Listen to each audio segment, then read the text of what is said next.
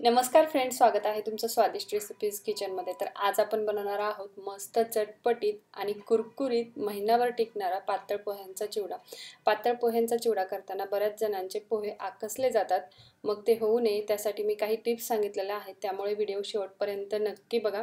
आता इथे मी चिवड्यासाठी काही साहित्य काढून घेतलेलं आहे आणि इथे 1 किलो पोहे घेतलेले आहेत। पातळ पोहे आहेत हे पोहे कुठल्याही किराणा दुकानामध्ये सहज मिळून जातात।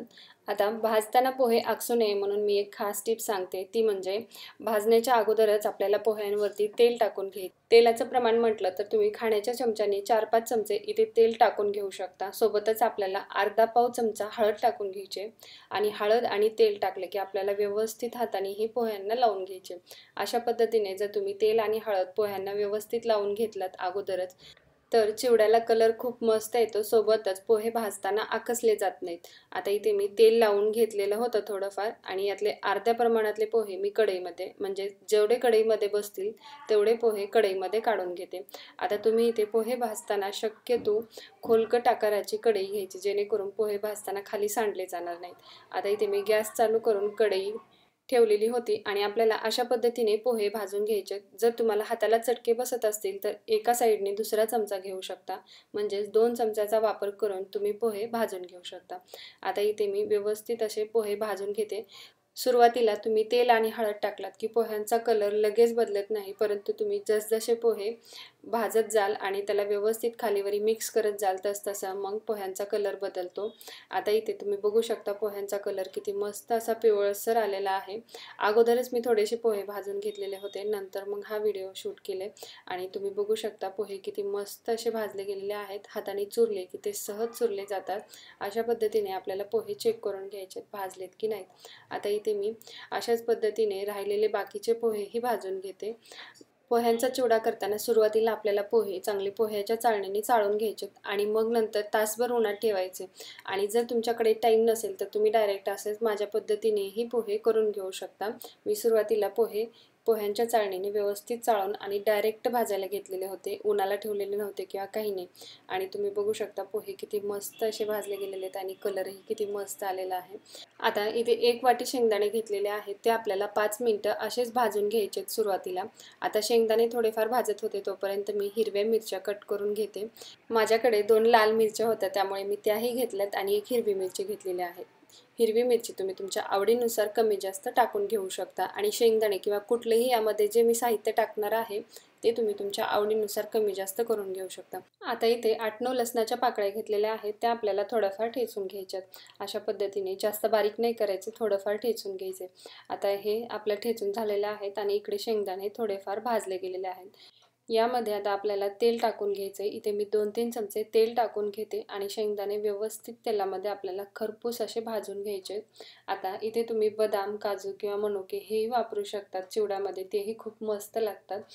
तुम्ही बघू शकता आता शेंगदाणे इथे आपले चांगले असे मस्त भाजले गेलेले आहेत तेलामध्ये। हे काढून आपल्याला डायरेक्ट चिवड्यावरती टाकून घ्यायचे। अशा पद्धतीने मी सगळे शेंगदाणे चिवड्यावरती टाकून घेतलेले आहेत। आता आपल्याला यावरतीच डायरेक्ट म्हणजेच न तळता किंवा न भाजता फुटाण्याची डाळ टाकून घ्यायची। फुटाण्याची डाळ तर तुम्ही तेलामध्ये परतून घेतली तर ती कडक होते, त्यामुळे तुम्ही अशा पद्धतीने डायरेक्ट शेंगदाण्यावरती म्हणजेच गरम शेंगदाण्यावरती फुटाण्याची डाळ टाकून घ्यायची, जेणेकरून फुटाण्याची डाळ मस्त खुसखुशीत राहते। आता इकडे कढईमध्ये लांबसर आकारामध्ये कट करून घेतलेले खोबऱ्याचे तुकडे टाकून घेतलेले आहेत। जर तुम्हाला तेलाची गरज वाटलीच तर 1-2 चमचे तेल वाढून आपल्याला खोबर चांगलं लालसर रंगावरती परतवून घ्यायचे। खोबरही तुम्ही तुमच्या आवडीनुसार कमी जास्त टाकून घेऊ शकता। आणि हो, खोबरला जास्त परतवायचं नाही, म्हणजेच काळपट रंग येईपर्यंत परतवायचे नाही, नाहीतर मग ते चिवड्यामध्ये खायला कडवट लागतं। आता इथे तुम्ही बघू शकता खोबऱ्याचाही कलर आपला चांगला मस्त असा बदलला गेलेला आहे। आता यालाही आपण काढून चिवड्यावरतीच टाकून घेणार आहोत, म्हणजेच डाळ शेंगदाण्यावरती टाकून घेणार आहोत।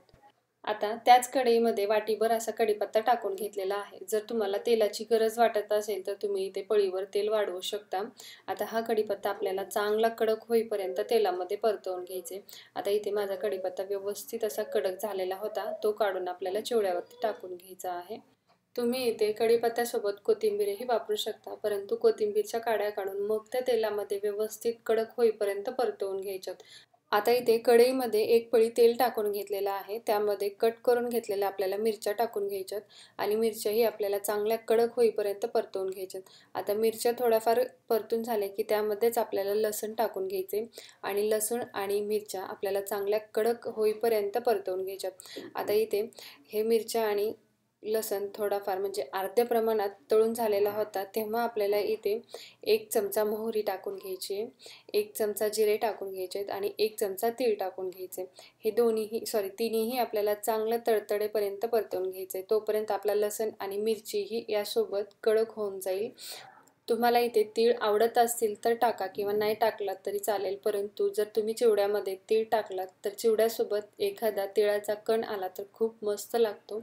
आता इथेच आपल्याला अर्धा चमचा हळद टाकून घ्यायचे आणि 2 चमचे आपल्याला मीठ टाकून घ्यायचे आणि 1 चमचा पिठी साखर टाकून घ्यायची.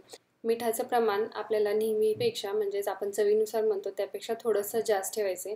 आता इथे मला तेल थोडंसं कमी वाटत होतं, त्यामुळे मी आणखीन एक पळी यामध्ये तेल टाकून घेतलेलं आहे. आता इथे आपल्याला गॅस बंद करून द्यायचे आणि नंतर आपल्याला हे तेल चिवड्यावरती टाकून घ्यायचे किंवा जर तुमचा चिवडा थोडासाच असेल तर तुम्ही हा कढईमध्येही खालीवरी करून घेऊ शकता. मोठ्या प्रमाणात जर तुम्हाला चिवडा करायचा असेल तर तुम्ही मोठ्या एका भांड्यामध्ये अगोदर चिवडा काढून घ्या आणि नंतर त्यावरती अशा पद्धतीने तेल करून म्हणजेच मसाला तयार करून चिवड्यावरती टाकून घेऊ शकता. आता सुरुवातीला तेल गरम होतं त्यामुळे मी चमच्याने खालीवरी करून घेत आहे आणि नंतर थंड झाल्यावर आपल्याला व्यवस्थित हाताने या चिवड्याला हा मसाला लावून घ्यायचा आहे, जेणेकरून चिवडा खायलाही चवीला खूप मस्त लागतो. आता इथे आपलं तेल थोडंसं थंड झालेलं होतं, त्यामुळे मी चमचे काढून हाताने व्यवस्थित खालीवरी करून चिवड्याला सगळा मसाला व्यवस्थित लावून घेते. तुम्ही बघू शकता चिवडा किती दिसायला मस्त दिसत आहे. आता इथे आपण ज्या कढईमध्ये सर्व काही तळून घेतलेलं होतं आणि मसाला तयार करून घेतलेला होता, त्या कढईमध्ये थोडासा चिवडा टाकून अशा पद्धतीने कढईला व्यवस्थित पुसून घ्यायचे, जेणेकरून मसाला वेस्ट नाही जाणार. आणि तुम्ही बघू शकता हाताने चुरल्यास चिवडा किती सहज चुरला जात आहे. तुम्हीही एकदा नक्की करून बघा अशा पद्धतीने चिवडा आणि कसा झाला तो कमेंट करून सांगायला विसरू नका. आणि हो, व्हिडिओ आवडला असेल तर व्हिडिओला प्लीज लाईक करा, जास्तीत जास्त शेअर करा आणि चॅनलवरती नवीन असाल तर प्लीज आपल्या चॅनलला सबस्क्राईब करायला विसरू नका. आणखीन भेटू अशाच नवीन रेसिपीसोबत. धन्यवाद.